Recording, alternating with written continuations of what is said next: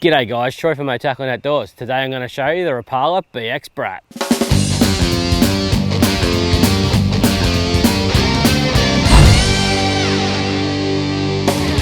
The Rapala BX Brat is one tough lure. It's made from a balsa wood inner core for buoyancy and a heavy duty copolymer shell for durability. The Rapala BX Brat is a 5cm shallow water crankbait and is available in 2 diving depths and weighs around 10 grams. The Rapala BX Brat has a square bill and that's great for deflecting off structure.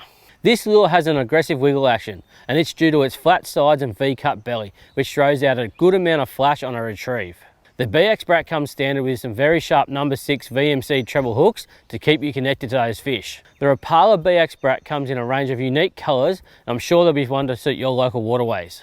Fish the Rapala BX Brat tight to shallow structure and hold on. For more information on the Rapala BX Brat, go to motackle.com.au.